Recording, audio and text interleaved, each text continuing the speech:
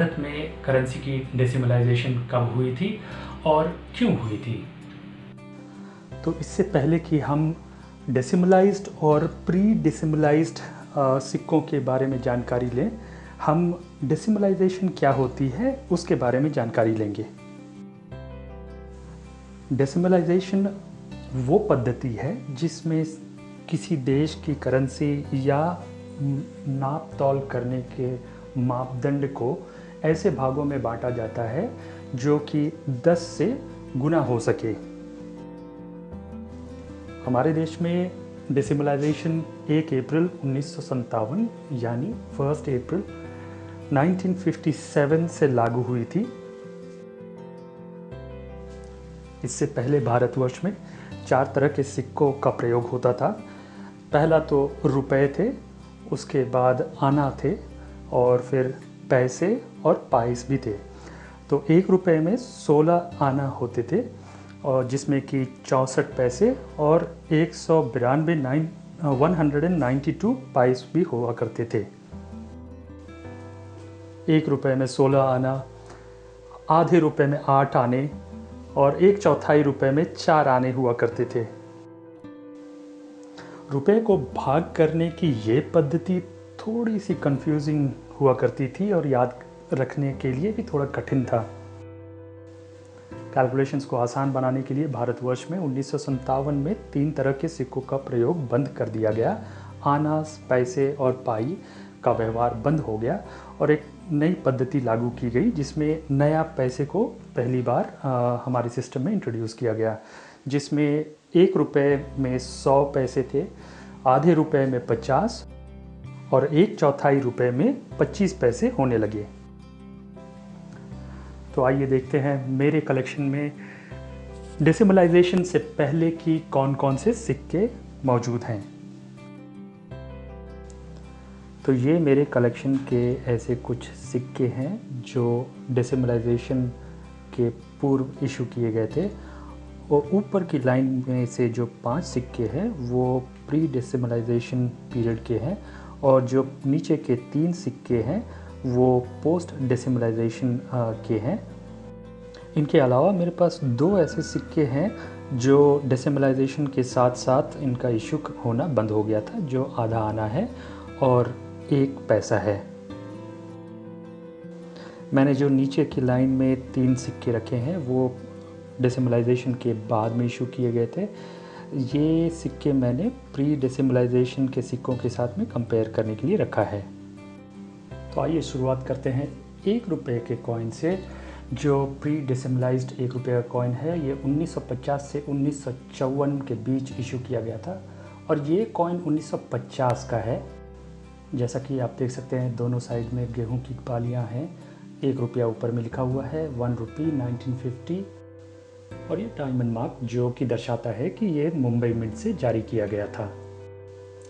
सिक्के के पिछले भाग में गवर्नमेंट ऑफ इंडिया लिखा हुआ है, एक स्टार मार्क है और अशोक स्तंभ का चिन्ह है। ये सिक्का निकल का बना हुआ है। इसका वेट 11.59 ग्राम्स है, डायमीटर 27.5 mm और थिकनेस 2.5 mm का है।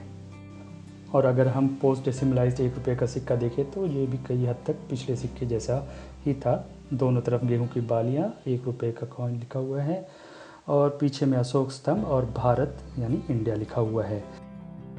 यह सिक्का निकल का बना हुआ है। इसका वेट 7.74 ग्राम्स है, डायमीटर 27.8 mm का है और थिकनेस 1.6 mm का है। हमारा अगला सिक्का आधे रुपये का सिक्का है, जिसे डेसिमलाइजेशन से पहले आधे रुपये का सिक्का कहा जाता था। इसके भी दोनों तरफ गेहूं की बालियां, आधे रुपया लिखा हुआ 1/2 रुपीस 1954 और कॉइन के पीछे में गवर्नमेंट ऑफ इंडिया लिखा हुआ है और एक स्टार मार्क और अशोक स्तंभ चिन्हित है। यह सिक्का 1950 से 1956 के बीच में इशू की गई थी। इसका वेट 5.75 ग्राम्स है, डायमीटर 24 mm का है, थिकनेस 1.7 mm। पोस्ट डेसिमलाइजेशन आधे रुपये का सिक्का 50 पैसे के नाम से भी जाना गया। सिक्के के दोनों तरफ गेहूं की बालियां थी और ऊपर में लिखा है रुपये का आधा भाग। ये सिक्का 1964 से 1971 में इशू किया गया था और इसकी मेटल कंपोजिशन निकल की है। इसका वेट 5.04 ग्राम्स है। डायमीटर में ये 24 mm का है और थिकनेस इसकी 1.3 mm की है। चलिए अब जानते हैं 25 पैसे के बारे में, जो डेसिमलाइजेशन के पहले रुपए का 1/4 भाग या 4 आना के नाम से भी जाना जाता था। यह सिक्का 1950 से 1957 के बीच में इशू हुआ था।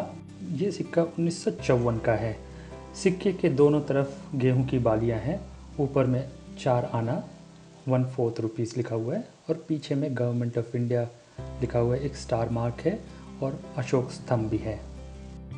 ये निकल का सिक्का वेट में 2.87 ग्राम का है। डायमीटर इसकी 19 mm है और थिकनेस इसकी 1 mm है।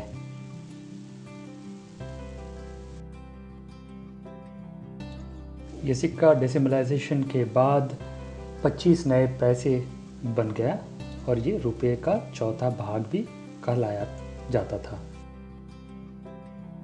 ये निकल का सिक्का 1957 से लेकर 1963 के बीच में इशू किया गया था और ये साइज़ में बिल्कुल ही पिछले सिक्के जैसा था।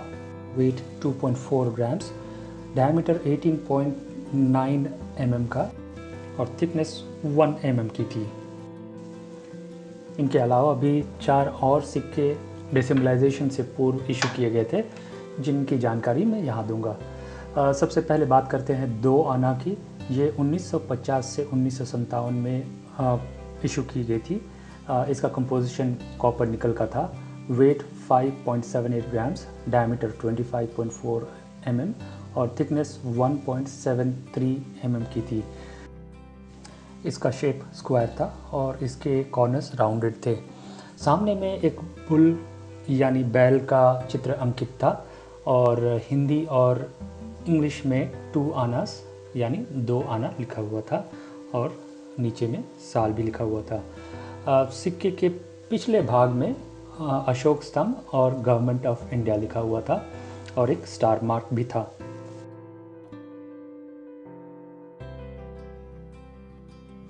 जो 1 आना का कॉइन था वो 1950 से 1955 के बीच में इशू किया हुआ कॉपर निकल का 1 आना था और इसका वेट 3.8 ग्राम्स था। डायमीटर 21 mm, थिकनेस 1.57 mm की थी।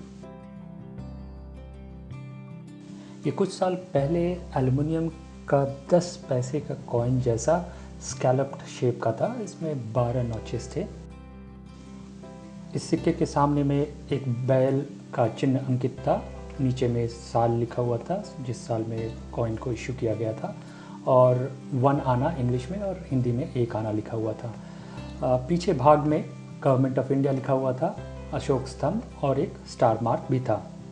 हमारा अगला सिक्का आधा आना था जो कि 1950 से 1955 में इशू की गई थी। ये कॉपर निकल का बना हुआ था। ये 2.92 ग्राम्स का था और डायमीटर में 19.5 mm और थिकनेस 1.4 mm की थी। ये स्क्वायर शेप में था और इसके कॉर्नर्स राउंडेड थे। सिक्के के सामने और में एक बैल का चिन्ह अंकित था। नीचे में साल लिखा हुआ था और इंग्लिश और हिंदी में आधा आना लिखा हुआ था।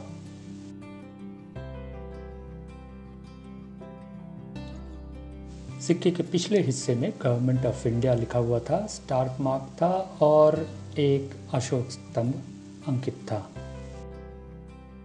हमारा आखिरी सिक्का 1 पैसे का है जो कि 1950 से 1955 में इशू किया गया था और इसकी मेटल कंपोजिशन ब्रॉन्ज की थी।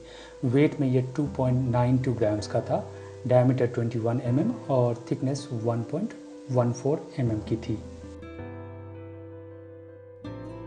इस सिक्के की सामने की ओर एक घोड़े का चिन्ह अंकित था और हिंदी और इंग्लिश में 1 पैसा या 1 पैसा लिखा हुआ था।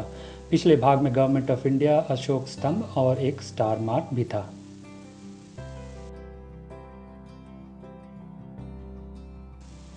तो दोस्तों ये था हमारा आज का वीडियो इंडियन करेंसी के डेसिमलाइजेशन पर। आशा है आपको ये वीडियो पसंद आया होगा। आपके समय के लिए धन्यवाद। आपका दिन शुभ हो।